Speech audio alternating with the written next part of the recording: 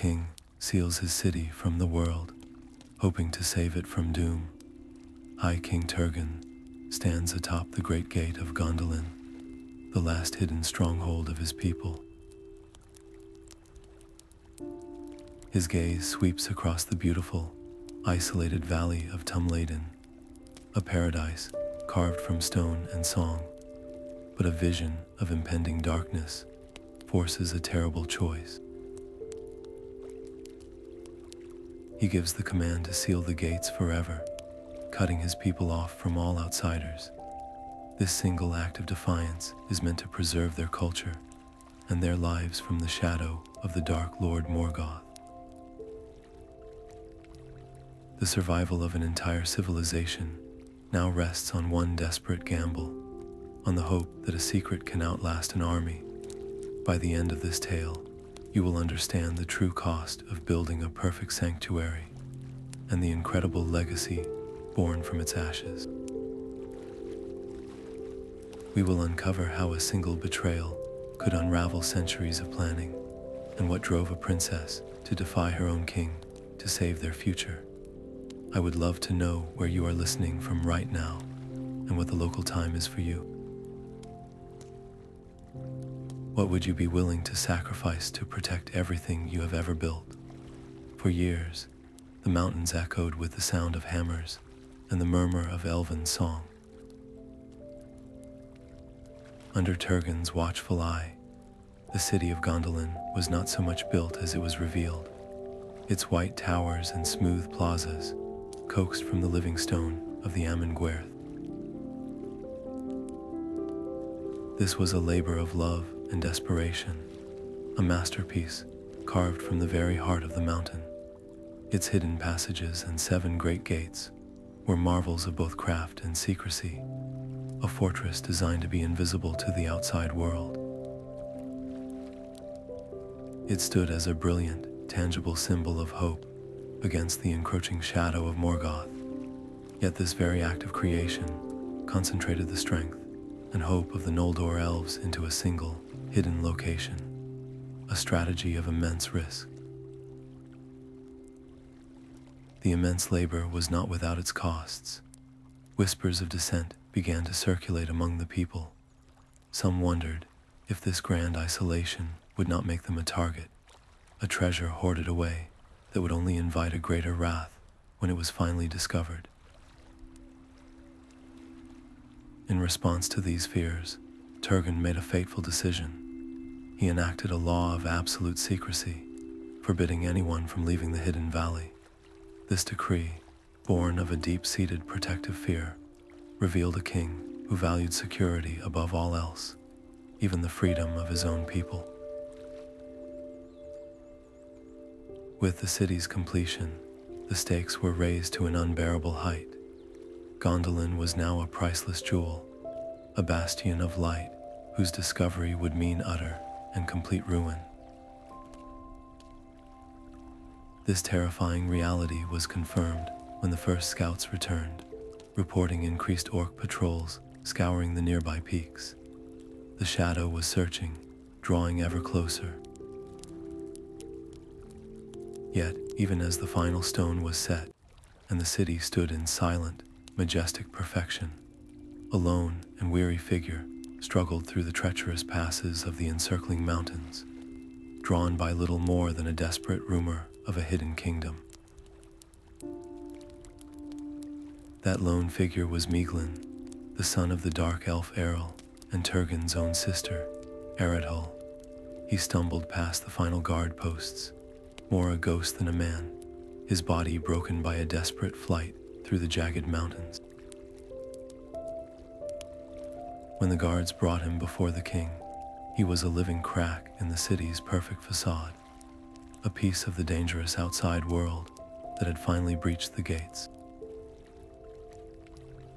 Turgon, seeing his lost sister in the young man's face, was overcome with a mix of kinship and profound pity.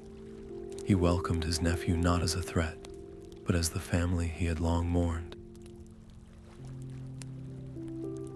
This single emotional decision would echo through the halls of Gondolin for years to come. Maeglin's arrival was a double-edged sword. He brought with him a deep, almost unnatural knowledge of metals and mining, a craft he learned from his father. Under his direction, the forges of Gondolin burned hotter than ever before, producing weapons and armor of legendary strength. Yet he also brought the shadow of his own heritage. His father was an elf who shunned the light, and Maeglin carried that same intensity within him, a brooding ambition that immediately set him at odds with the city's established heroes. A subtle but potent rivalry simmered between Maeglin and Glorfindel, a lord of golden hair and unwavering courage. Where Glorfindel's strength was open and radiant, Maeglin's was coiled and secretive. The people whispered, sensing the tension between the king's noble champion and his clever, dark-eyed nephew. Blind to the danger, Turgon only saw a chance to heal a family wound. He granted Maeglin a high lordship and his personal friendship, welcoming a viper into the heart of his sanctuary. The king's personal stakes were now impossibly high. He had not just welcomed a refugee, he had embraced a direct blood relative, tying his own fate and the city's security to a man of untested loyalty. And Maeglin's loyalties were quickly divided. His eyes and his heart turned with a forbidden desire toward the king's daughter, his own cousin, Idril Celebrindel. Her golden hair and gentle wisdom stood for everything he craved, but felt eternally separate from. This covetous glance introduced a poisonous new dynamic into the court, a secret obsession that would fester in the dark. This newfound, fragile peace, built on kinship and shared labor, was soon tested by the arrival of two other weary travelers at the hidden gate, men who carried the dust of a fallen kingdom and a warning that would shake Gondolin to its very foundations. The arrival of Huer and Hurin was a tremor that threatened to shatter the city's perfect stillness. These two mortals, clad in the battered armor of the House of Hador, brought with them the stench of smoke and the terrible truth of the outside world. They spoke of the battle of unnumbered tears, the Nirneath Arnodiad, a conflict so vast and bloody it had darkened the very land. Their eyewitness account of High King Fingon's death was a hammer blow to Turgon, confirming his most profound terror. The great kingdoms of the Noldor were broken. Gondolin was no longer a hidden refuge. It was the last flickering candle in an endless night. A council was summoned in the great hall, the air thick with dread and the weight of a dying alliance. Glorfindel, his golden hair seeming to defy the gloom, stood and argued with passionate intensity. He declared that hiding was no longer a strategy, but a slow surrender. He believed their only hope was to unite what scattered forces remained and meet the enemy in open, defiant combat, to die with honor if they must. But Maeglin saw a different path, or rather, he saw a path to greater personal power. He rose and spoke not with fire, but with a chilling, logical poison. He played masterfully upon Turgon's deepest fears, whispering of the city's unmatched beauty and the folly of throwing it away on a lost war. He painted Glorfindel's valor as reckless pride, a sentiment that found a painful home in the grieving king's heart. Torn between his duty to his fallen kin and his sacred vow to protect his people, Turgon made his fateful choice. His heart was a stone of grief, but his will was set. He would honor the old alliance by granting the mortals sanctuary and safe passage, but he would not march to war. Gondolin would remain sealed, the final bastion of the Elven people, a hope to be preserved at any cost. This decision raised the stakes to an unbearable height. The city was now the sole remaining stronghold, and its fate was irrevocably woven into the fabric of the wider conflict, whether it wished to be or not. As Hewer and Huron prepared to depart, the mortal Hewer looked upon the king and spoke words that sounded like both a blessing and a prophecy. He vowed that from the line of their two houses, a new star would arise. This promise of eternal friendship was a brief, bright spark in the overwhelming darkness, but from the shadows of the hall, Maeglin watched the exchange, his dark eyes narrowed. He saw the profound influence these mere mortals held over the king, a bond of honor and blood that he himself could never claim. In that moment, a new and dangerous resentment took root, a shadow of doubt that saw not allies, but rivals for the soul of Gondolin itself. The air in the throne room was heavy with the scent of polished stone and unspoken fears. Hewer and Huron stood before King Turgon, their mortal frames restored by elven healing, but their eyes still holding the shadow of the battlefield. With hands placed upon the king's sword, they swore a vow that would bind their very souls. They pledged to never reveal the path to Gondolin, not under pain, not under torture, not even under the threat of a slow and terrible death. This was not a simple promise. It was a sacred oath, an unbreakable bond, forged in the desperate hope that some secrets were worth more than a single life. In that moment, the fate of men and elves became inextricably linked. A thread of loyalty stretched taut across a darkening land. The weight of that secret settled on their shoulders like a physical burden. They were now keepers of a dream, and the knowledge that Morgoth's servants would stop at nothing to extract it filled their farewell with a profound and aching sorrow. As they prepared to leave, Idril Celebrindel approached. Her gaze, however, did not linger on the sworn lords, but found the face of Hewer, Hewer's brother. Without a word, she offered him a small, white gem, a star-shaped crystal that seemed to hold its own inner light. It was a gesture of pure understanding, a silent acknowledgement of the hope his brother had prophesied. In that quiet exchange, a connection was forged, deep and immediate, a spark of something new and beautiful in a world growing old with grief. From a shadowed archway, Maeglin watched.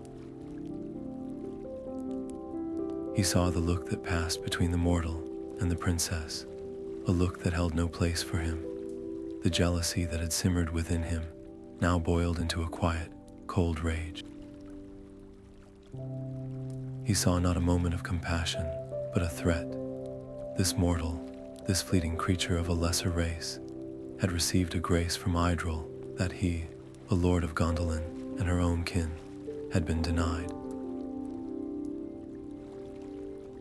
The king, moved by the moment, presented the brothers with magnificent elven blades, their blades singing with a faint, clear chime.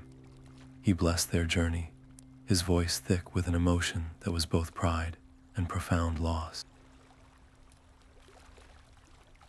In sending away these last links to the wider world, Turgon was not just securing his city, he was sealing his own fate, choosing to be the solitary guardian of a fading light, a king entombed with his own masterpiece. The great gate closed behind the two mortals with a final, echoing thud that seemed to shake the very foundations of the city. An immediate, unnatural silence fell over Gondolin. The air itself felt different, thicker, as if the hidden valley had taken a deep breath and decided to hold it forever. The city was safe, isolated, a perfect jewel in its setting of stone. Yet for many, The walls now felt less like a shield and more like a beautiful, gilded cage. The weight of the secret they all shared became a constant, silent companion, a ticking clock, counting down the moments until the outside world, with all its violence and hunger, finally found its way in. Years flowed into one another like a slow, deep river. Seasons changed over the encircling mountains, but within the hidden valley, life continued in a state of guarded peace. The forges of Maeglin still rang, and Glorfindel's laughter still echoed in the squares, yet a subtle tension hummed just beneath the surface of their daily lives.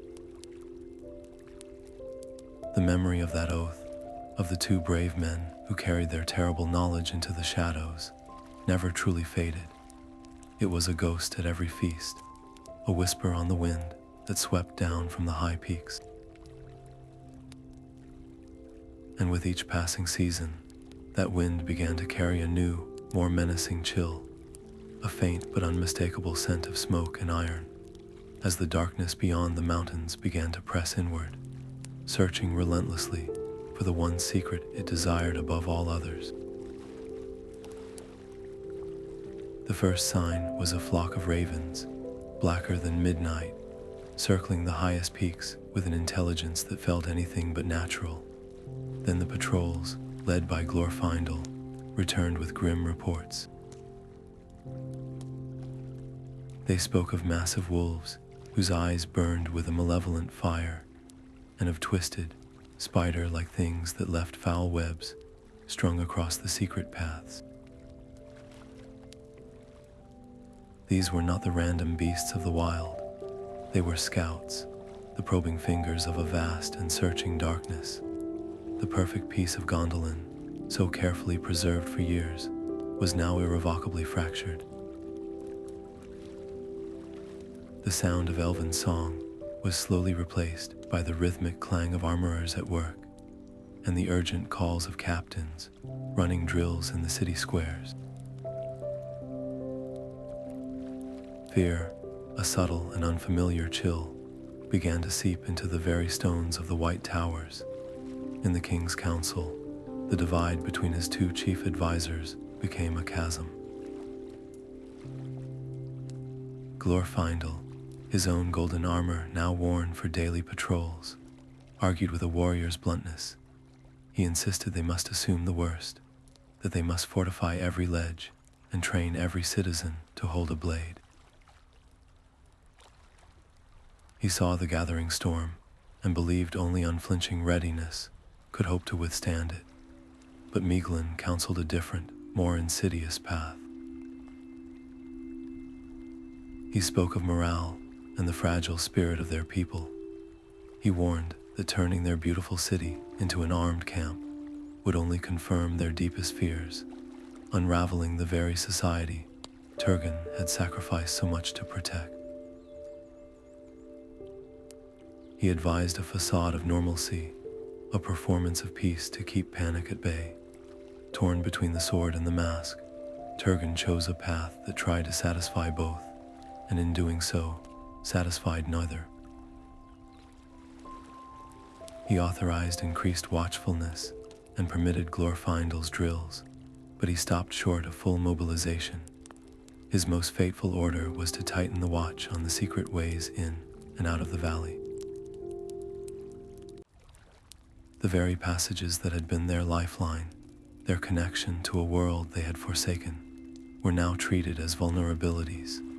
Guards were doubled at every hidden door, and the freedom to move through the mountains, once a right of the trusted, became a heavily restricted privilege. The gilded cage now had its bars bolted shut, and every citizen felt their gentle clang. The pressure on Turgon was immense, his face growing more lined with each passing day as he balanced the survival of his city against the soul of it. The threat was no longer a whispered prophecy or a bad dream from a far-off land. It was a tangible presence, a foul stench on the wind, and the sight of unnatural shapes moving in the high crags. The stakes had transformed completely. The question was no longer if they could remain hidden forever, but when the final, terrible discovery would come. It was in this atmosphere of tense, breathless vigilance that a shadow fell over the king's court, not from the mountains, but from the sky. A lone and majestic eagle, a creature of legend and ally to the high kings of old, descended on silent, powerful wings. In its talons it carried not a weapon, but a sealed scroll, a message that would shatter the last vestiges of their fragile peace and change the destiny of Gondolin forever. The great eagle's message was a thunderclap from a clear sky. It was a summons from the Vala Ulmo, the Lord of Waters, a power who had not directly intervened in the affairs of the Noldor for an age. His chosen messenger was not an elf of high birth, but a mortal man, Tuor, the son of Huor. Guided by a divine hand, Tuor found the very secret path his uncle had sworn to protect, a way thought lost to all. He walked through the final gate and into the heart of the hidden city, a figure from the old prophecies made flesh. His travel-worn cloak and sea-gray eyes stood in stark contrast to the polished marble and delicate spires of Gondolin. He was a living echo of the outside world, and he carried a warning that could not be ignored. Standing before the throne of Turgon, he delivered Ulmo's counsel with a voice that held the weight of oceans. The doom of Gondolin was certain, he declared. Its time of hiding was over. The only path to salvation was to abandon the city, to lead its people forth into the perilous wild before the hammer fell. His words ripped through the court like a whirlwind, creating an immediate and irreparable schism. For some, like the steadfast Glorfindel, Tuor was the answer to a long, silent prayer. He saw in the mortal the fulfillment of Huor's old promise, a star of hope sent by the powers themselves. But for Maeglin, Tuor was not a savior. He was a catastrophe, the embodiment of the very ruin he prophesied. Maeglin saw only a ragged wanderer whose very presence had undone decades of secrecy. A man now threatening to dismantle the kingdom Maeglin coveted for himself. He stood before the council and hissed his rebuttal, his words dripping with venomous logic. He called Tuor a pawn, arguing that this so-called divine message was a trick, a deception by Morgoth to lure them from their impregnable walls into a slaughter in the open fields. Why would any power, he asked, command them to surrender the greatest fortress ever built? This confrontation forced Turgon to gaze into an abyss. To accept Tuor's warning was to admit that his life's work, his entire reason for being, was a beautiful mistake. It meant confessing that the perfect sanctuary he had carved from the mountain was now a perfect tomb. The memory of his brother Fingon's death on the battlefield outside, the very horror that had driven him to build Gondolin, rose up to choke him. His kingly pride, hardened by centuries of solitary rule, clashed violently with this divine counsel. He looked upon the white towers he had raised, the people he had protected, and he could not fathom surrendering it all on the word of a mortal, no matter who had sent him. His heart, a fortress in itself, remained closed. With a voice heavy with finality, Turgon made his choice. He thanked Tuor for his message, but he rejected Ulmo's counsel. He would not lead his people into an exile that felt like certain death. He would trust in the strength of Gondolin's walls and the courage of its defenders. In that single, defiant decision, the stakes were elevated from a military conflict to a cosmic one. They had not merely dismissed a scout's report, they had turned away a Vala. The city's fate was now sealed by more than Morgoth's hatred. It was sealed by the king's own pride. Yet, in the face of this crushing rejection, Tuor made a choice of his own. He would not leave. He laid his sword at Turgon's feet and swore to stay, to fight, and if necessary, to die for the city he had been commanded to save. This profound act of loyalty, a decision to share a doom he had tried to avert, did not go unnoticed. Princess Idril, who had long sensed the creeping stagnation within their walls, saw in Tuor a courage that was both fierce and selfless. Her respect for the mortal deepened into something more, a silent, growing admiration that shone in her eyes. And from across the hall, Maeglin watched that look pass between them, and the last vestiges of his restraint curdled into a hatred as cold and hard as the iron he loved to master. While her father clung to the hope of stone walls, Princess Idril was haunted by a different kind of vision. She walked through the sunlit courtyards of Gondolin and felt a chill that had nothing to do with the mountain air. In her dreams, she saw the white towers blackened by smoke and heard the desperate cries of her people trapped within their own beautiful fortress. This was not a prophecy from a Vala, but a deep, intuitive dread that settled in her bones, a certainty that their sanctuary was about to become a snare. Where her father saw unbreachable strength, Idril saw a terrible vulnerability. His strategy was to wait and hope. Hers would be to act. In defiance of the king's official stance and the stifling atmosphere of denial, she took matters into her own hands. Using her personal resources and a small circle of masons whose loyalty was beyond question, she commissioned a project of absolute secrecy.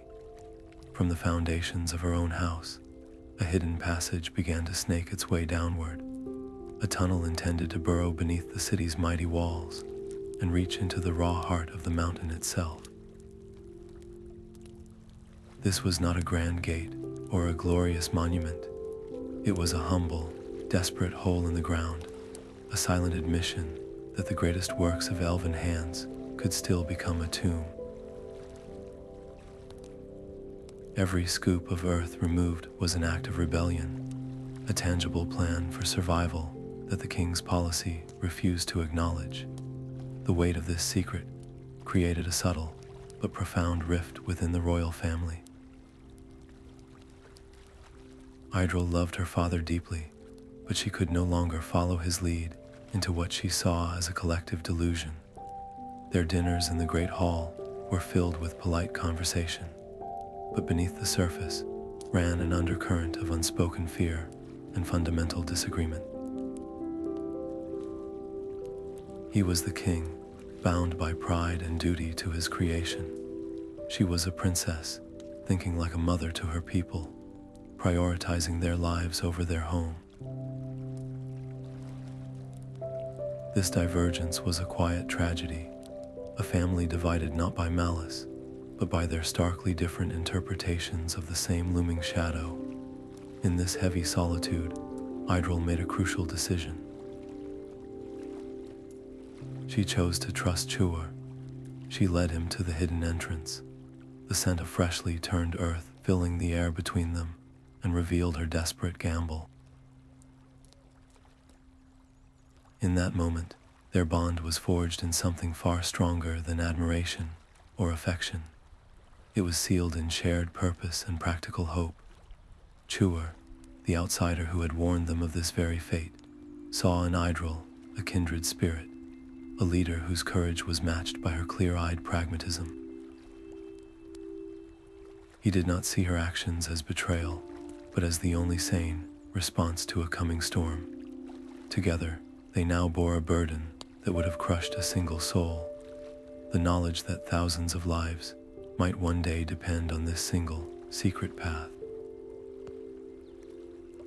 As the tunnel slowly extended, foot by painstaking foot, toward the distant freedom of the mountains, a different kind of secret journey was taking place. Consumed by his bitter jealousy and a lust for the power that Idril and Chewer now seemed to represent, Maeglin made a fateful choice. Using his deep knowledge of the lesser-known paths through the encircling mountains, paths he had discovered in his long years of mining, he slipped past the royal guards. He ventured beyond the safety of the hidden valley, drawn by a dangerous ambition and the twisted belief that if he could not have his heart's desire, then he would find a way to control the destiny of all who stood in his path.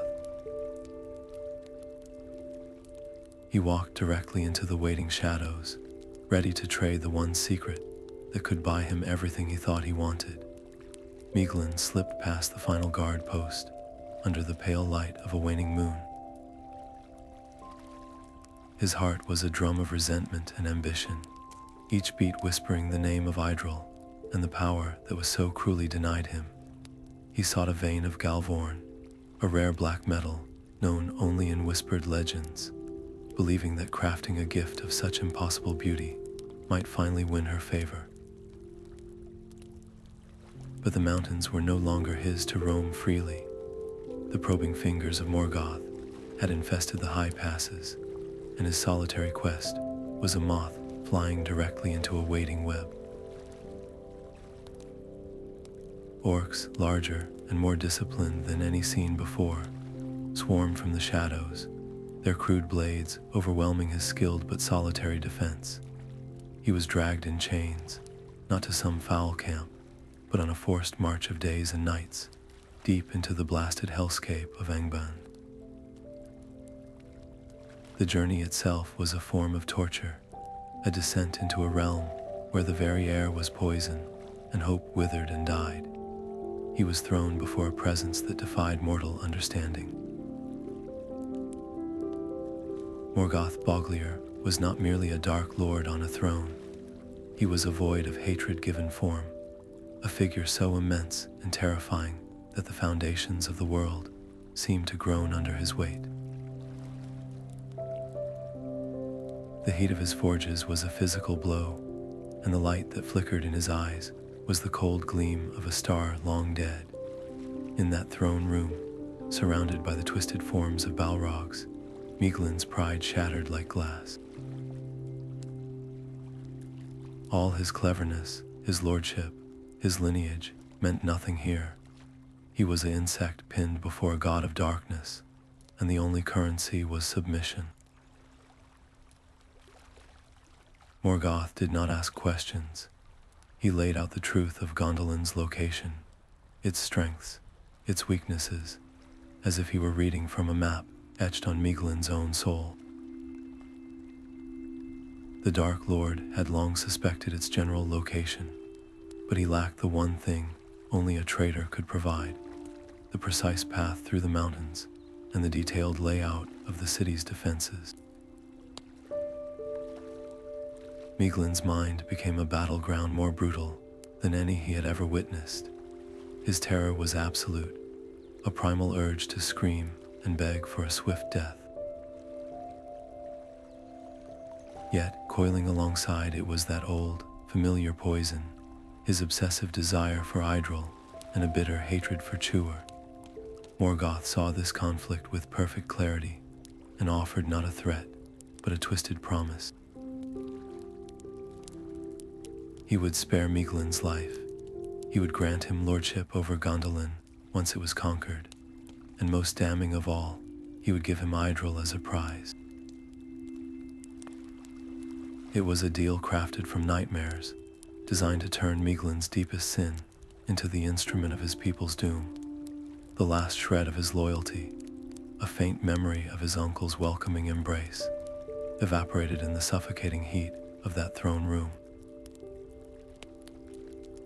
His voice, when it finally came, was a dry rasp, swearing an oath of fealty to the very source of all the evil his people had fought for centuries. He traded the lives of thousands for a hollow crown and a prize that could never truly be his. With this single act, the fate of Gondolin was sealed. The hidden city was hidden no more. Morgoth's strategic dilemma was solved. His armies now had a clear and certain destination. The stakes for those inside the white walls were instantly and catastrophically transformed. The question was no longer if an attack would come, but when. The hope of a successful defense evaporated, replaced by the grim and desperate calculus of survival. The only remaining question was how many, if any, would escape the coming inferno. Maeglin was released, a poisoned weapon sent back to its sheath. He returned to the city, his story a carefully constructed lie about a narrow escape from orc scouts. He resumed his place at the king's council, his demeanor calm, his advice seemingly wise, but every glance he cast toward Idril was now a violation. Every suggestion he made about troop placements, a subtle act of sabotage. He was a patient infection in the city's bloodstream, quietly guiding it toward the fever of its final hour, all while the great war machine of Ambience, now with a precise target, began its slow, inexorable march toward the encircling mountains. The night of the great festival of gates arrived, and Gondolin shone like a fallen star, cradled in the mountains. Laughter and music spilled from the open squares, a symphony of forced merriment meant to drown out the whispers of fear. In the midst of the celebration, Maeglin moved with a quiet purpose, a ghost at the feast. He offered to personally oversee the watch commanders, a gesture the weary king saw as commendable diligence. With soft-spoken suggestions and reassurances that the men deserved to partake in the festivities, he carefully shifted key patrols away from the northern approaches. The great gate there, a marvel of interlocking stone, was left with a skeleton crew of green recruits, their attention divided between the dark cliffs above and the dazzling fireworks blossoming over the city. Each calculated adjustment was a betrayal, a silent unlocking of the door for the enemy he knew was waiting. Princess Idril stood beside her father on a high balcony, the joyful cacophony below feeling like a physical pressure. The city was a vision of light, but she saw only shadows. The hair on her arms stood on end, and a cold certainty settled in her stomach. She turned to Turgon, her voice low and urgent, begging him to cancel the festival and call the city to arms. She spoke of a feeling, a wrongness in the air that the music could not mask. The king, his face illuminated by the brilliant colors exploding overhead, patted her hand with a tired smile. He told her she was letting the tension of the past months fray her nerves, that a leader must project calm, not panic. His dismissal was gentle, but it was a final, terrible misjudgment. The morale he sought to preserve was a beautiful, fragile bubble, and he did not see the spear point aimed directly at its heart. While the king clung to his illusion of peace, Chuer chose to trust the truth he saw in Idril's eyes. He did not argue or plead. He acted. Under the cover of the festival's noise, he and his most loyal followers moved with quiet efficiency. They gathered swords, shields, and bows, not in the main armories, but in the secluded courtyards near his home. He stationed his most trusted men at the hidden entrance to Idril's secret tunnel. Their orders, simple and grim: hold the passage at all costs. This was no longer about preparing for a possible siege. It was a decision for a desperate, last-minute defense, a race against a clock only they could hear ticking. The gulf between the celebrating populace and this small, armed band could not have been wider. One group danced on the edge of a cliff, believing themselves safe. The other was bracing for the fall. Every firework that burst overhead was a mockery, its brilliant light blinding the city to the gathering darkness. The celebration's joy was not just a contrast to the danger. It was the very weapon Maeglin had used to make the city vulnerable. The trust of the guards, the king's desire for normalcy, the people's need for hope, all of it had been twisted into a key for their own destruction. The stakes in these final moments were absolute, a question of whether a civilization could be extinguished in a single night of fire and blood. As the grand finale of the fireworks display painted the sky in shimmering gold and silver, a different, more sinister fire began to glow. Along the high peaks of the encircling mountains, not festive lights, but the ominous orange glimmer of countless torches flickered into life, a crown of doom slowly tightening around the last hidden city. A thunderous roar tore the festive night to shreds. It was not the sound of fireworks, but the shriek of dragons and the blast of war horns echoing from the northern peaks.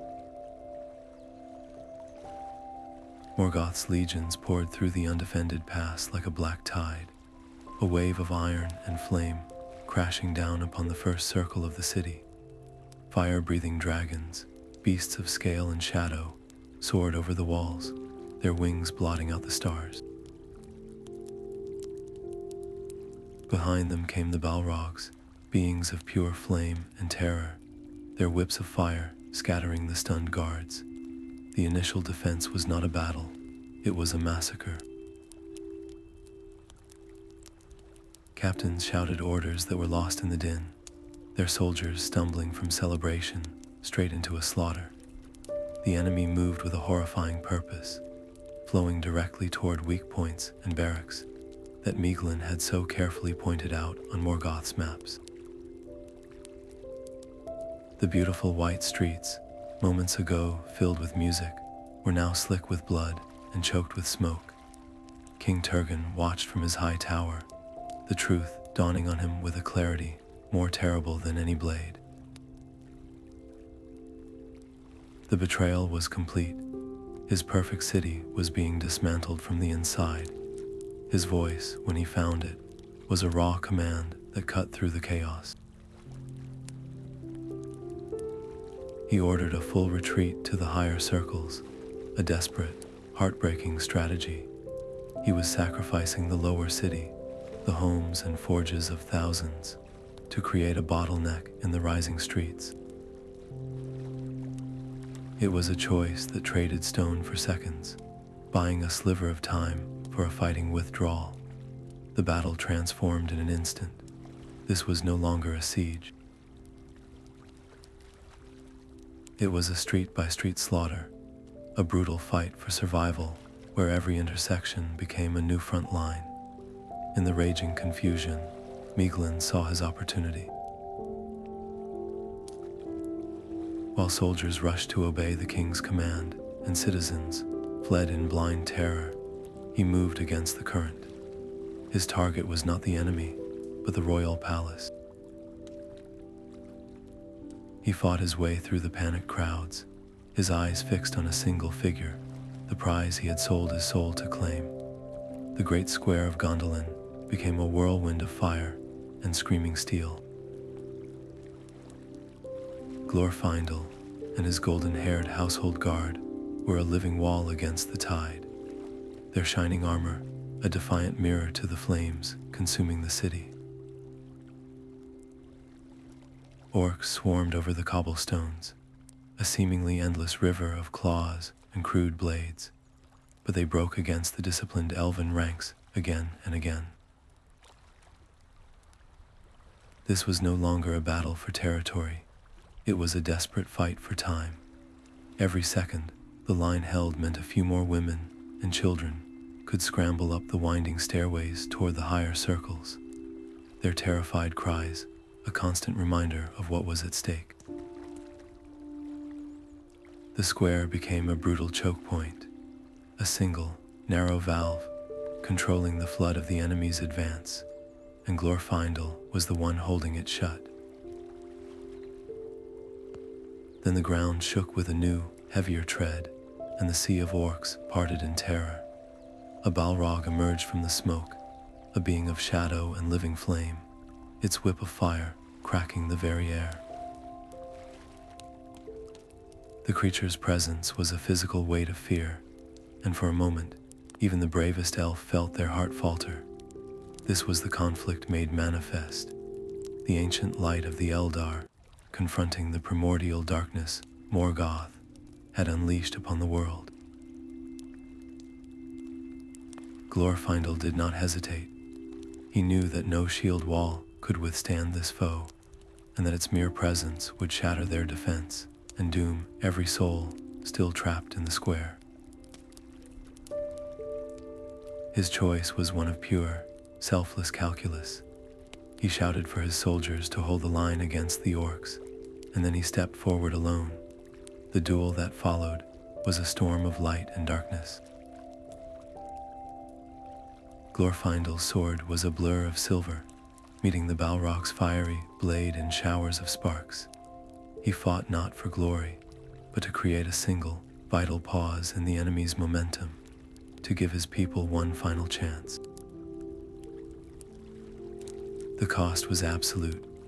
In a final, climactic grapple, Lord and demon, locked in a mortal embrace, tumbled over the edge of the cliff that bordered the square, falling together into the shadows below. His sacrifice was not in vain. The Balrog's fall broke the onslaught's spirit. The orc advance faltered, their monstrous leader gone. The pocket of resistance held long enough for the last civilians to escape, and the story of Glorfindel's stand instantly became a beacon of desperate hope, hardening the resolve of every remaining defender. From a higher vantage point, Chuer witnessed the Golden Lord's final act. He saw the path clear, if only for a moment, and he understood the duty that now fell to him. The defense of the square was over. The battle for the king's life was about to begin. While Glorfindel held the line in the square below, a more intimate horror unfolded in the royal quarters. Maeglin forced his way through the panicked servants, his eyes wild with a terrible mix of fear and obsession. He found Idril clutching her young son, Eärendil, the child whose very existence represented the future Maeglin sought to destroy. This was no longer about strategy or power. It was the raw, ugly core of his betrayal, a personal vengeance against the family that had, in his mind, rejected him. He lunged for them, not as a conqueror, but as a thief in the night, intent on seizing his promised prize from the ruins. The abstract fall of a kingdom suddenly narrowed to a single, desperate mother shielding her child. Idril fought with a ferocity born of primal love, but Maeglin's strength, fueled by his dark purpose, was overwhelming. He dragged them from the chambers and out onto a high, narrow parapet, the city burning far beneath their feet. The air was thick with smoke and the screams of the dying, a fitting backdrop for his final, monstrous act. It was there that Chuer found them. He saw his wife and son in the grip of the traitor, and a protective fury, colder and more focused than any battle rage, consumed him. He did not call for guards. This was a debt that demanded personal payment, a clash that embodied the war itself, his unwavering loyalty against Maeglin's bottomless betrayal. The fight on the precipice was brutal and direct. There were no elegant sword forms, only a desperate grapple between two men who represented the soul of Gondolin. Maeglin hissed his bitterness, spitting accusations that this mortal had stolen his rightful place. But Chuer fought in silence, his every effort bent on one simple goal, breaking the hold on his family. The stakes could not have been higher. It was not just their lives hanging in the balance, but the entire legacy of the city, the hope for a future beyond the flames, all embodied in the small, terrified child. With a final mighty heave, Tuor wrenched Maeglin away from Idril and Eärendil. The traitor stumbled, his eyes wide with shock at the force of Tuor's resolve, and then he fell backward, his scream swallowed by the roaring inferno as he plummeted down to the rocks far below. His vengeance was complete, but the victory was hollow. There was no time for relief, no moment to process the end of the viper they had sheltered for so long. The thunder of collapsing masonry and the approaching roar of dragons shook the very walls they stood on. Maeglin was gone, but the doom he had invited was at the gate. Tuor's gaze met Idril's, and in that shared look was a grim understanding. The time for fighting was over. The only path left was the one she had dug in secret, a desperate flight into the unknown. The air in the secret tunnel was thick with dust and the scent of terror.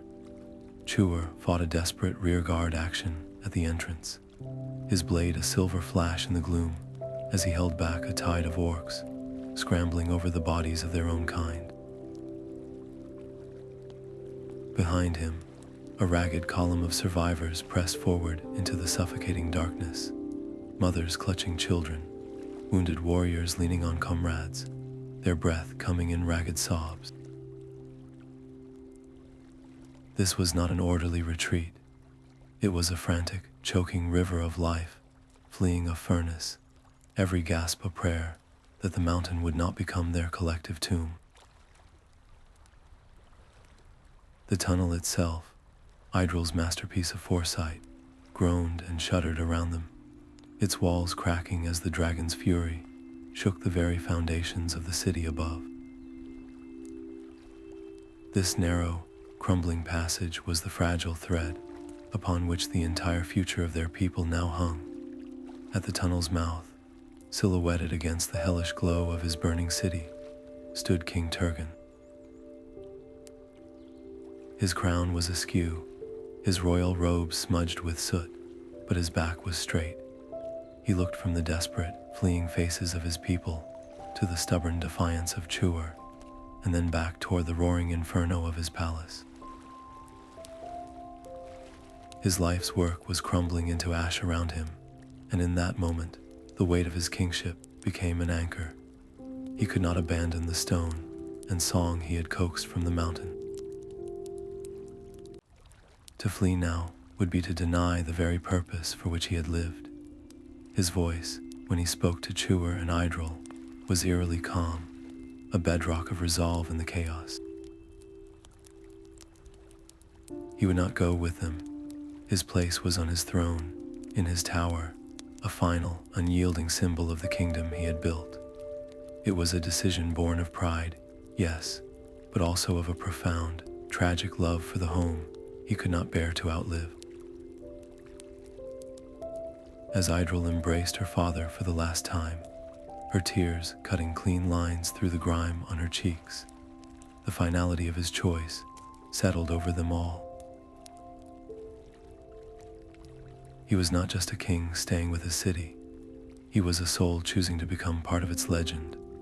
With a final, thunderous roar, the great tower of the king collapsed, a shower of white stone and brilliant flame, illuminating the entrance to the tunnel for one last, searing moment. The sound was a funeral dirge for a dream, the final act of a king's defiance.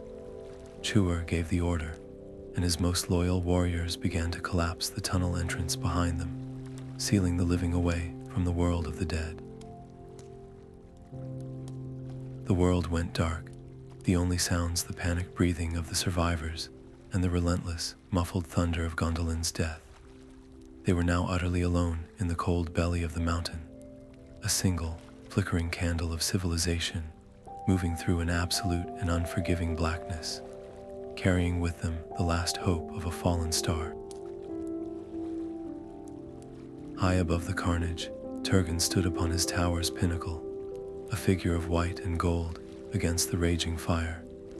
He had donned the full raiment of the High King, his armor gleaming with a cold, defiant light, a beacon of deliberate and final challenge. Every dragon in the sky swerved toward that light. Every Balrog turned its fiery gaze upward, and the tide of orcs shifted to crash against the base of the palace. He was no longer a commander directing a battle. He had become the ultimate target, a magnificent lure drawing the entire wrath of the enemy onto himself. In that supreme isolation, with the wind of great wings tearing at his cloak, a strange peace settled over him. The desperate cries from the tunnel mouth below were growing fainter, a sign his sacrifice was working. He was trading his life for seconds, for minutes, for the fragile chance that a handful of his people might live to see the dawn.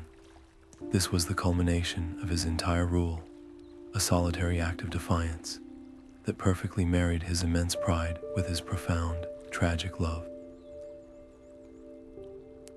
He would not be a refugee king, begging for shelter in foreign lands. He would die as he had lived, as the master of the city he had raised from stone. The fall of Gondolin was now inevitable, but its end would be on his terms. The central citadel, the heart of his dream, became the anvil upon which Morgoth's hammer would fall with its full, concentrated force. The tower groaned, its foundations cracking under the assault of flame and demonic strength. Stone and mithril buckled, but the king did not flinch. His gaze remained fixed not on the monsters closing in, but on the fading silhouette of the encircling mountains, the beautiful cage he had built for his people. With a final, earth-shattering roar, the tower of the king collapsed in upon itself, a cascade of white marble and brilliant gold, swallowed by a whirlwind of fire and shadow. The victorious cry of the Balrogs was the only funeral dirge for the hidden city, a sound of pure, hateful triumph that echoed across the valley. In that cataclysmic moment, the kingdom of Gondolin did not just fall. It was erased. The air that hit their faces was thin and biting, a shocking contrast to the smoke-choked tunnel they had just escaped. They stood on a narrow, windswept ledge known as the Eagle's Cleft, a razor's edge of rock with a sheer drop into misty nothingness on one side and the impassable mountain wall on the other. For a moment, there was only the dizzying height and the cold wind of freedom. Then the sound came, the unmistakable clatter of iron-shod feet and guttural cries, echoing from the tunnel mouth behind them. The pursuit had not given up. A host of orcs, led by shrieking winged beasts, was pouring out onto the pass, cutting off any hope of retreat. They were trapped between a deadly chase and a fatal drop, their final obstacle a test of nerve and sheer will. The path was so narrow, it forced them into a single, vulnerable file. One misstep meant a plunge into the abyss. Panic began to ripple through the exhausted survivors, a tangible force as dangerous as the enemy itself. Chewer's voice cut through the wind, not with panic, but with a commander's grim clarity. He knew they could not run and fight on this precarious ledge. Their only chance was to make a stand. He commanded every able-bodied warrior to form a shield wall at the narrowest point of the pass, a human barricade against the onslaught. This was a tactical decision that risked total annihilation.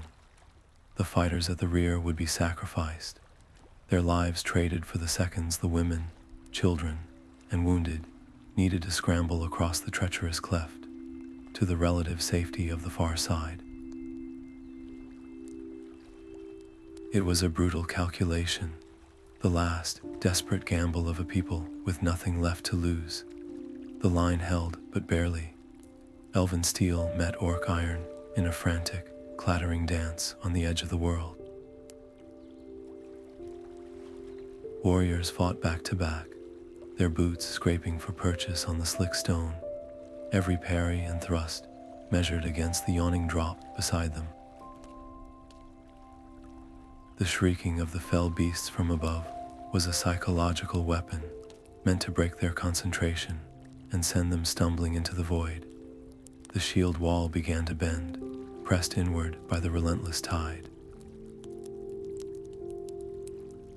With every warrior that fell, the line grew thinner, the chance of a complete break grew more certain. The stakes in that brutal, confined space were absolute. If the line broke here, every last soul from Gondolin would be wiped from the earth, their story ending on this desolate mountainside. The legacy of the hidden city, its culture, its memory, its very hope, balanced on the edge of a sword. Just as the defensive line shuddered and threatened to shatter, a vast shadow fell over the pass, darker and more immense than any winged beast. This was not a shadow of dread, but one of immense, soaring power. That vast shadow was a wing, and the sound that followed was not a shriek, but a cry that split the sky with righteous fury. Eärendil, Lord of the Eagles, descended upon the pass like a feathered hurricane, his talons like curved swords, and his eyes blazing with an ancient light. His arrival was not a mere reinforcement, it was a divine correction. With him came a host of his kin, great eagles whose wingspans blotted out the sun, and they fell upon the winged beasts and the orcs with a terrifying, primal violence. This was no longer a battle of soldiers. It was a clash of mythologies, the primal forces of the free world rising in a desperate, final defense of its last children. The air above the eagle's cleft became a whirlwind of claw and feather, of tearing scale and gouts of fire. The fell beasts, so terrifying moments before, were plucked from the sky and dashed against the mountainside, their shrieks cut short. The orcish advance shattered into chaos, their ranks broken by the sheer, overwhelming force of the aerial assault. The pressure on Tuor's shield wall vanished as if a great weight had been lifted. The warriors, bleeding and breathless, could only stare in awe at the spectacle unfolding above them, a dizzying dance of salvation that played out against the canvas of the open sky. In that crucial moment of reprieve, Tuor did not hesitate. He did not cheer or wait to see the battle's final outcome. His duty was not to win the fight, but to preserve the lives in his care. He shouted the order to move, to press forward across the treacherous cleft, while the path was clear. This was a leader's most difficult choice, to accept a rescue and immediately flee from it, trusting that their survival was the ultimate goal of this divine intervention. He was prioritizing the future over the present battle, a sober acknowledgement that their part in this war was over. The survival of Gondolin was no longer measured in swords or towers, but in the beating hearts of this ragged column. The arrival of the eagles elevated their flight from a desperate escape to an event of cosmic significance. It was a clear sign that their struggle was not forgotten, that the powers of light still watched, and that the legacy they carried was deemed worthy of a direct intervention from the lords of the air. The sound of the ferocious battle behind them began to fade, muffled by the rising wind and the sheer rock faces. The last survivors of Gondolin, their clothes torn and their faces etched with a grief too deep for tears, stumbled from the razor's edge of the pass and into the vast, unknown wilderness. They left the echoes of their home behind, stepping into a world that was both terrifying and free, their long journey into an uncertain dawn finally beginning. The silence in the hidden valley was a heavy, living thing. It was not the peaceful quiet of their old home, but a hollow emptiness left by the roar of fire and the screams of the dying.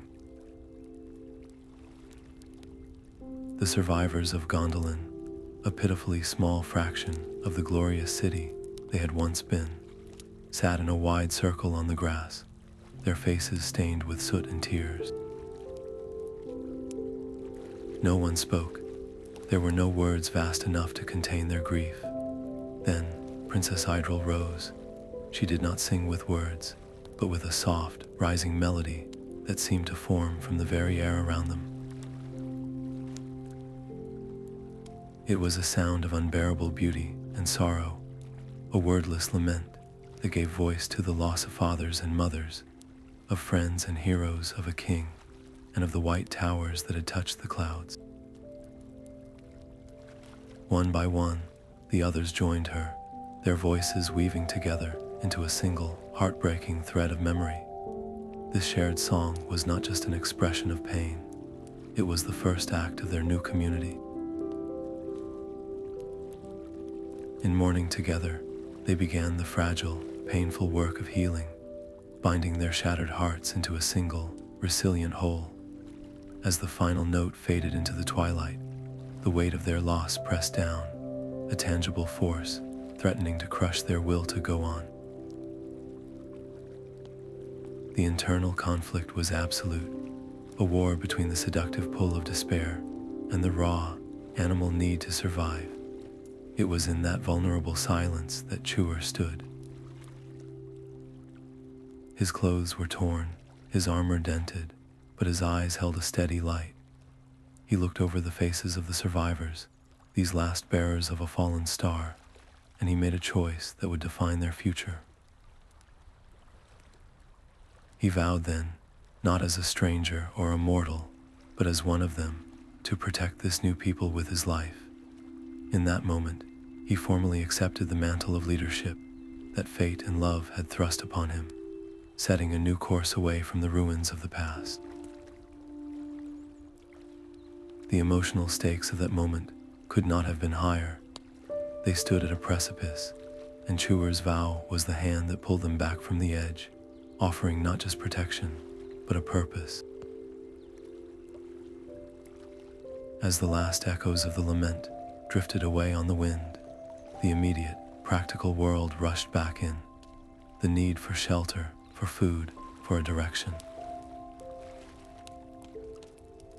And as one, their collective gaze, as if pulled by an ancient thread of destiny, turned from the mountains they had fled and looked out toward the distant, unseen sea, guided by a half-remembered prophecy of a hope yet to be born. The path westward was a pilgrimage of ghosts. They named themselves the survivors of Gondolin, a title that was both a badge of honor and a shroud of grief. With Tuor leading, they moved through a landscape scarred by the long war, their steps dogged by the ever-present fear of pursuit. Every snapped twig in the forest was a potential scout, every shadow in the rocky foothills a hidden enemy. This was not a march, but a desperate flight, their purpose slowly transmuting from the simple act of survival into something far greater. They were now following the faint, lingering echo of Ulmo's command in Tuor's heart, a divine compass pointing them toward the great sea. The wilderness itself became their adversary, a relentless gauntlet of snarling wolves, scarce streams, and nights, so cold their breath froze in the air.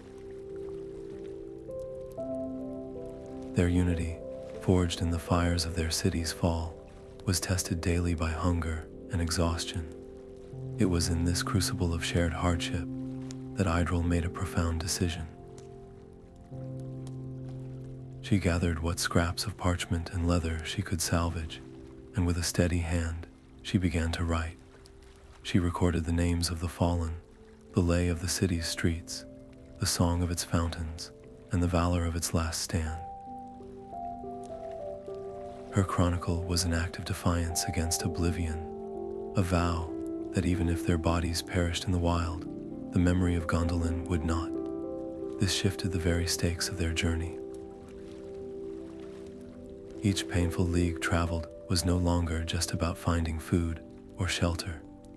It was about carrying a civilization in their minds and hearts, about ensuring that their king's sacrifice and their people's glory would someday be known. The weight of that legacy gave them a strength that mere survival could not. They were no longer refugees fleeing a ruin. They were the bearers of a sacred trust, walking into the unknown with a story that demanded to be told. After many long leagues, when their hope was worn thin and their bodies pushed to the brink of collapse, a new scent came to them on the wind, a sharp, clean tang they had never known. And with it came a strange, lonesome cry, echoing from the sky ahead. The sea was a vast, gray mystery stretching to the edge of the world. For the survivors of Gondolin, its relentless crash and salty breath were both terrifying and mesmerizing, a final barrier they had been guided to cross. Under Chuer's direction, the weary exiles did not rest. They turned their hands from swords to axes, from defending walls to felling trees. The great forests of the Fallas became their new workshop, and the sound of elven hammers, a sound that had once echoed in the White City's forges, now rang out again, this time shaping timber and tar into a new kind of hope. This was not a desperate scramble for survival anymore. It was a deliberate, communal act of creation, a tangible goal that gave purpose to their grief and rekindled the legendary ingenuity of their people. They were building their own deliverance. The work was agonizingly slow and fraught with new dangers. Storms would blow in from the west without warning, tearing apart half-finished hulls and dashing their hopes against the rocks. Worse were the rumors of things that moved in the deep, serpents of immense size, whose shadows could be seen gliding beneath the waves. Some of the survivors, who had faced dragons and balrogs without flinching, now looked upon the endless water with a deep, superstitious dread. They whispered that it was better to take their chances in the fading lands of Middle-earth than to trust their lives to this unpredictable, monstrous expanse. Could a few wooden planks truly protect them from the ancient powers that slept in the abyss? Chuer listened to these fears, his own gaze often fixed on the western horizon. He made a crucial decision, one that reflected his hard-won wisdom. They would not build a single grand vessel, putting all their fate and future into one hull. Instead, they would construct a small fleet of ships. This choice was a masterstroke of practical leadership. It spread their risk, ensuring that a single storm or sea monster could not erase them completely. More importantly, it gave every family and household a specific ship to call their own, a smaller community within the larger exodus, fostering a sense of ownership and shared responsibility. Each ship, from the largest to the most modest, became a separate vessel of hope. The stakes of this shipbuilding were cosmic. They were not merely seeking a new home across the water. They were chasing a prophecy, the dream of reaching the undying lands, the realm of the valor where light and peace endured eternal. Failure was not simply death by drowning. It was a far more lingering doom, to be left behind in Middle-earth as Morgoth's shadow deepened, watching the last lights of their civilization be extinguished one by one, until they were nothing but a forgotten memory in a land of eternal night. Every nail driven, every sail stitched, was a defiant act against that creeping darkness. As the last ship was finally made ready, its hull cocked and its mast stepped, a profound and solemn change came over Tuor. He walked among the completed fleet, his hand resting on the smooth wood, but his eyes were distant, seeing something beyond the physical world. The call of Ulmo, the Lord of Waters who had first set him on this path, now resonated within him not as a command, but as a deep, irresistible longing. The sea was no longer a barrier. It had become his home. The armor felt different now, as if the very metal remembered its forging. Tuor lifted the great helm gifted to him in Gondolin, and as he settled it upon his head, a soft, internal luminescence seemed to bleed from the steel, a cool radiance that had nothing to do with the sun. It was not a reflection of light, but a generation of it, a visible sign of the transformation working within him. The sea longing was no longer a whisper in his heart. It was a chorus in his blood, the voice of Ulmo resonating in every fiber of his being, pulling him westward with the force of a tidal current. He was caught in a terrible and beautiful conflict, a war between the love that tied him to his wife and child, and the divine summons that promised a destiny beyond the circles of the world. To follow the call meant sailing into the west, to the undying lands where mortals were forbidden to tread. It was a journey that promised not reunion, but an eternal separation from all he held dear. He looked at Idril, her own face a mask of quiet understanding, and then at his young son, Eärendil, the child who carried the hope of two kindreds in his veins. In that moment of agonizing choice, a profound clarity settled over him.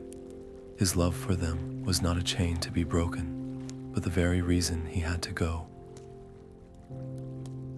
He saw that his fate and theirs were two separate paths, leading to the same ultimate hope.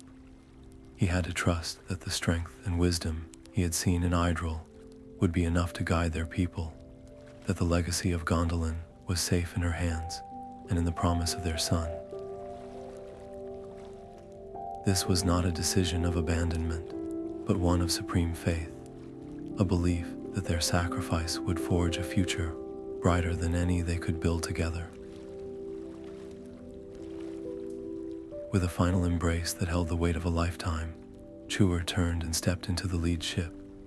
He did not look back, his gaze fixed on the horizon, his figure now less a man and more a vessel for a purpose as vast and deep as the ocean itself. As his lone ship began to shrink against the immense expanse of the sea, Idril closed her eyes for a single, steadying breath. When she opened them, her gaze was no longer on the vanishing west, but on the faces of the survivors gathered around her, and on the bright, curious eyes of her son. Her own leadership, once shared, now fell squarely upon her shoulders. The future of their people, and the destiny of the one who would become the most famous mariner in all of legend, now rested entirely in her care. The sea longing that claimed his father now burned in Eärendil's own heart, but tempered by a purpose forged in grief. Under Idril's watchful eye, the boy who had fled a burning city grew into a man who carried the weight of two worlds. His mother made sure the Fall of Gondolin was not a ghost story, but a living chronicle. He learned of his grandfather's pride and his father's vow, of Glorfindel's sacrifice and the secret tunnel that saved them. These tales were not lessons in defeat, but a sacred charge.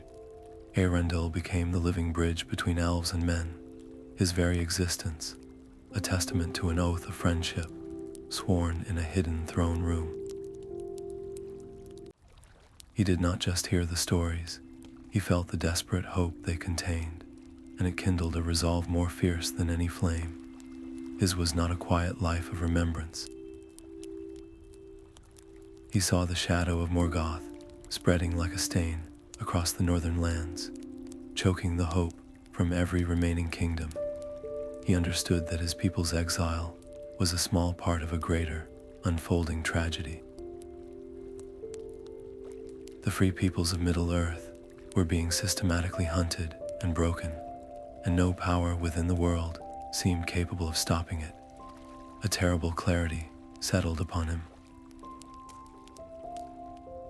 The task that had defeated kings and heroes, the very quest his father had been commanded to undertake, now fell to him. He would have to succeed where all others had failed. He would have to find the impossible path to the undying lands and beg the valor for mercy. This was no boy's adventure. It was a desperate, almost suicidal gamble, the last thin thread by which the fate of all elves and men now dangled.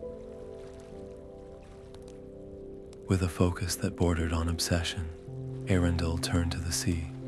He became a master of the waves, learning the language of the stars and the secret currents whispered by the wind. He commanded the building of a new ship, not a vessel for an exodus, but for a single, transcendent purpose. He named it Vingalot, the foam flower, and its white timbers seemed to yearn for the horizon as keenly as its master.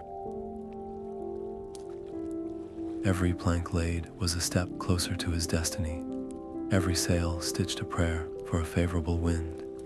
He was preparing for a journey that was more than navigation.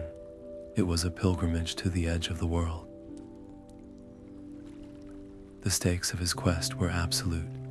Should he fail, the light of the Eldar would fade forever from Middle-earth, and the race of men would be born into a world of unending darkness. His success meant throwing himself upon the mercy of gods who had turned their backs on the world, pleading for an intervention that could shatter the very laws of the earth. He was one man, armed only with a story and an unshakable hope, sailing into the unknown to challenge the dominion of the first and greatest Dark Lord. His voyage was a testament to human courage and elven endurance, a final, brilliant spark against the encroaching night. And when he at last secured the last Silmaril, that hallowed jewel of light, and bound it to his brow, his ship did not merely sail into the sunset. Vingalot lifted from the waves, carried on a wind not of this world, and ascended into the firmament. Eärendil the mariner became a star, a permanent, brilliant beacon of hope for all those who still fought the long defeat below, a promise that no darkness, no matter how deep, could ever fully extinguish the light. A new star blazed in the northern sky, a light that refused to be quenched. For the elves and men still holding back the shadow in Beleriand, Eärendil's ascent was not a myth, it was a nightly affirmation. His brilliant, sorrowful light fell upon the hidden havens of the Fallas and the besieged caves of Doriath, a constant reminder that one of their own had pierced the veil of the world and reached the ears of the gods. Sailors used its unwavering position to navigate treacherous coasts, and sentinels on lonely watches drew strength from its cold fire. It was a promise made visible, a silent declaration that they were not forgotten, that the long silence from the west had finally been broken. Yet this beacon was also a provocation. In the deep pits of Angband, the star's light was a searing pain, a mockery of Morgoth's claim to absolute power. His servants, from the highest Balrog to the lowliest orc, learned to curse its name, for it proved that a mortal man had achieved what their Dark Lord most feared, a direct appeal to the valor. The star became a focal point for both hope and hatred, a celestial battleground where the very idea of despair was challenged each and every night. This tangible symbol of defiance ignited a long-dormant fire in the hearts of the remaining elven lords. Gil-galad, the High King in exile, and others like him, looked up at the star and saw not just a memory, but a summons. The time for secret refuges and cautious defense was over. Eärendil's success was a clear sign that a final, decisive intervention was possible, but it would require their own unwavering courage to meet it. They began sending messengers across the war-torn land, forging a fragile alliance dedicated to one purpose: to unite their scattered armies and challenge the gates of Angband itself. This decision to abandon their last sanctuaries for an open assault was the ultimate gamble. The stakes were nothing less than the culmination of the entire age, the final judgment on centuries of struggle and loss. The legacy of Gondolin, carried in the heart of that star and in the spirit of its survivors, was now woven directly into the fabric of this coming cataclysm. As the banners of the elves were unfurled and their ranks assembled on the plains of Anfiglith, the very air began to crackle with a power not felt since the world was young. The ground trembled not from the march of armies, but from a deeper, more terrifying approach, as the hosts of the Valor themselves began their descent into the world, their divine wrath finally answering the call sent from a ship sailing the sky. The sky itself seemed to tear open. The host of the Valor was not an army marching over a hill. It was a force of nature made manifest, a tide of divine power that made the very foundations of the world groan. For the survivors of Gondolin, watching from the mustering fields of the elves, it was a sight that stole their breath. They had seen the pinnacle of their own craft in the white towers of their city, but this was something else entirely, a raw, unbridled might that promised either their salvation or their annihilation. And without hesitation, these few hundred souls, the last of the hidden people, took up their swords and joined the advance. They did not fight for a king or a home, for those were gone. They fought with the memory of white stone and elven song burning in their hearts, their valor a final, living tribute to the city that had fallen. This was the War of Wrath, and the word itself was a pale description for the chaos that followed. The plains of Anfiglith became a churning sea of destruction. Winged dragons blackened the sky, only to be met by the radiant forms of the Maiar. Balrogs of flame clashed with beings of light and water, their duels shaking the earth. And in the midst of it all, the soldiers of Gondolin fought not as a separate host, but woven into the greater army, their unique skills and desperate courage becoming a single thread in a vast, world-altering tapestry. Their decision to integrate was a profound evolution of their purpose. Turgon had built his city to be a bastion of hope, a final reserve of strength. Now his people spent that last reserve not in defense, but in a final, overwhelming offense, fulfilling his original dream by sacrificing the last of themselves for a future they might never see. The stakes in this maelstrom were absolute, the final, conclusive escalation of a conflict that had been building since the first darkness fell. This was not a battle for a single kingdom or a Silmaril.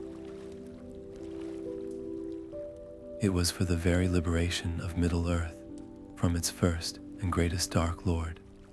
Every sword stroke from a Gondolindrim warrior was an answer to the fall of their home, a direct challenge to the power that had orchestrated its ruin. The war raged for years, but its climax was a single, earth-shattering event. The great volcanic peaks of Thangorodrim, the very throne of Morgoth, were torn from their roots and cast down into a churning abyss. The Dark Lord himself was dragged from his deep fortress, broken and chained, and thrust out through the door of night into the timeless void, his power finally and irrevocably broken. When the dust settled, the silence was deafening. The survivors of Gondolin stood on a field of victory, but they looked out upon a world forever changed. The land itself was broken and sinking, the geography of an entire age vanishing beneath the waves. The war they had won had not preserved the world they knew, it had unmade it to make a new one. Their thoughts, in that strange and quiet aftermath, did not first turn to the future, but to the past. They remembered the cool marble of their courtyards and the specific way the light fell through the crystal windows of the king's tower. They had achieved the hope for which their city was preserved, but the cost was written in the drowned lands before them and the absent faces beside them. They were free, but they were also unmoored, carrying the weight of a beautiful, lost world into an uncertain dawn. The sea air carried the scent of salt and fresh-cut timber, a promise of new beginnings on a reshaped shore. In this new age, cleansed of Morgoth's immediate shadow, the descendants of the Gondolin did not seek to build another hidden fortress. Instead, led by Idril's steady hand, and later her grandson, they raised peaceful havens along the western coasts. These were not cities of stone, but sanctuaries of wood and song, places where the looms wove tapestries depicting the white towers of Gondolin, and the forges shaped tools for creation, not just for war. The greatest of these, the Grey Havens, became a living library of Elven lore, a direct and unbroken line carrying the arts, wisdom, and indomitable spirit of a lost civilization into the future. Yet a quiet, internal war raged beneath the surface of this peace. The call of the undying lands, the yearning to sail into the west and rejoin their kin in eternal light, was a constant siren song in their hearts. For many, Middle-earth was now a place of ghosts and fading glory, a chapter that was rightly closing. The primary conflict was no longer against armies of orcs, but against the slow, inexorable fading of their own presence in the world and the erosion of memory itself. Could they bear to stay in a land that was destined for mortals, watching everything they built eventually turn to dust? The leaders of the Havens, the scions of Idril and Chewer, made a conscious and difficult choice. They decided to maintain a foothold, to resist the pull of the West for a time. They would become guardians and guides, shepherding the rising race of men. Elven smiths taught mortal craftsmen the secrets of metalwork. Lore masters shared histories so that the triumphs and failures of the First Age would not be repeated. This decision was an act of profound hope, a sacrifice of their own peace for the sake of a future they would never see. It was the ultimate extension of Turgon's original dream, not to hide their light, but to kindle it in others. The stakes of this choice were the very continuity of their story. Would the legacy of the Noldor in Middle-earth end with them, a beautiful, closed book, or would it become a seed, planted in the fertile soil of human culture, to inspire ages far beyond their own? By choosing to stay and teach, they ensured that the memory of Gondolin's defiance, of Glorfindel's sacrifice, and of Eärendil's hope would not vanish from the world. Their legacy would live on not in stone, which crumbles, but in song and story, which are immortal. As the long years rolled on, The tales of the hidden city were woven into the fabric of legend, repeated by firesides and written in crumbling manuscripts, ensuring that its last stand was never forgotten, and its light, though changed, was never truly extinguished. The lore masters in the havens worked not with chisel and stone, but with ink and memory. Their task was a quiet war against the slow decay of time itself. They transcribed the chronicles of Idril, setting down the precise layout of the city's 12 gates and the names of every lord who stood in its final defense. Each scroll they copied, each song they taught to a new generation, was a victory in a conflict fought not with swords, but with careful hands and unwavering voices. This was a deliberate choice, a decision to preserve the full, unvarnished truth. They did not sing only of the city's glorious white towers, but also of the king's tragic pride and the nephew's bitter betrayal. The story was kept whole, a complex tapestry of light and shadow, because its greatest power lay not in its perfection, but in its profound, cautionary humanity. What is the value of a story if it only tells of victory? The keepers of the lore understood that true inspiration is born from understanding failure, from seeing how courage can rise even from the ashes of the most devastating loss. The stakes of this labor were the meaning of the sacrifice itself. If the details were forgotten, if Glorfindel's stand became a vague rumor, or Turgon's choice a simplified fable, then every life given in the Fall of Gondolin would lose its resonance. Their struggle would become just another forgotten tragedy in a world full of them. By preserving the story with such meticulous care, the lore masters ensured that the city's end was not an empty defeat, but a lesson etched into the history of Middle-earth. This legacy found its final, greatest sanctuary in the hidden valley of Rivendell. There, under the stewardship of Elrond half-Elven, the grandson of Eärendil himself, the tales of Gondolin were not merely archived. They were lived. The very air of that refuge seemed to echo with the memory of another hidden city, and the wisdom gleaned from its fall informed every council held in its halls. The story became a foundational pillar of Elven culture, a constant reminder of the perils of isolation and the enduring strength found in unity and hope. And so, the memory of the city that defied the dark endured, a hidden light in the annals of the world, waiting to be discovered by future generations in their own hours of need. The world ended in fire and thunder behind them. Idril did not look back, her arms a fortress around their son, her gaze locked on the jagged maw of the tunnel she had carved in secret. Tuor stood beside her, his sword a bloody promise against the hellish glow, his voice a steady anchor in the screaming chaos.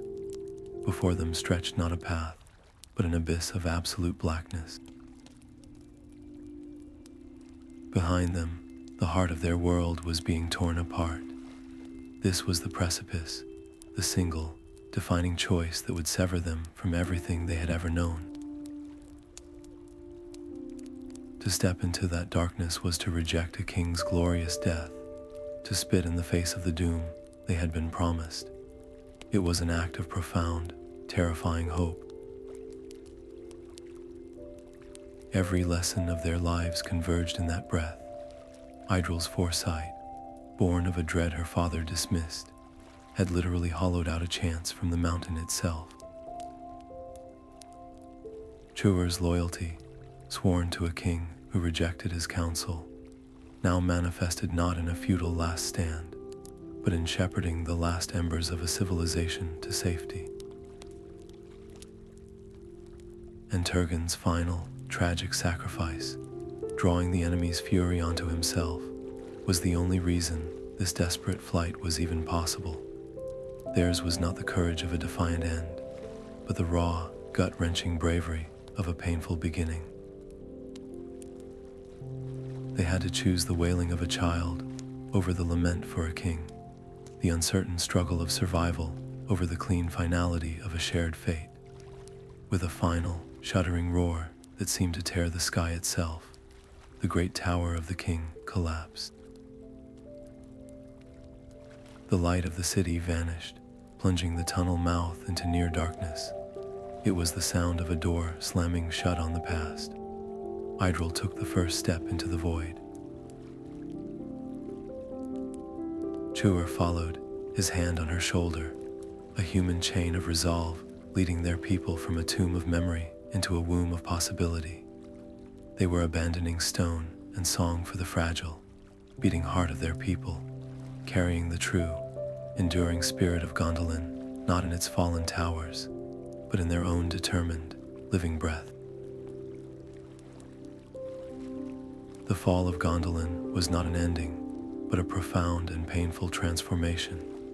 Its people, scattered and few, became the seeds of a new kind of resilience, carrying the city's legacy not in stone, but in their hands and hearts. They carried the courage that faced dragons, the arts that built white towers, and the hard-won wisdom that understood the cost of building walls too high. Chuer, the mortal who had been sent to warn them, achieved a destiny unique in all the annals of the world, accepted into the undying lands as one of the Eldar, a final, divine affirmation of his unwavering loyalty. Idril, the princess who defied her king to ensure a future, guided her people to a new shore, her quiet strength ensuring that her son, Eärendil, would not just be a memory of a lost home, but a living beacon of hope for all races. The city itself was gone, its white walls dust, but its story became something more powerful than any fortress. The memory of its defiance, of Glorfindel's sacrifice, and the king's final stand, was polished by time into a timeless legend, a story told to kindle courage in dark hours.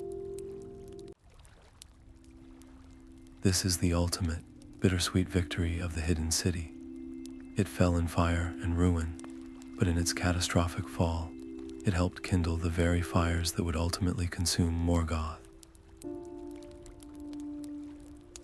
The bravery of its refugees joined the Great Alliance. The legacy of its people informed the new kingdoms. The light of its last Silmaril, born by Eärendil, became the star that guided the valor back to Middle-earth.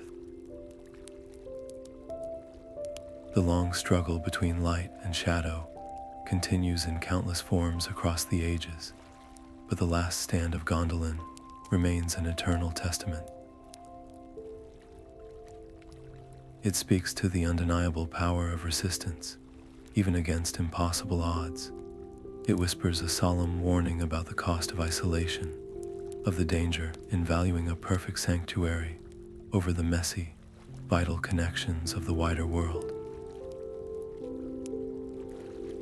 And above all, it sings a quiet, enduring song of the unquenchable nature of hope, a small, stubborn flame that can be carried in the heart of a single survivor, waiting for the dawn.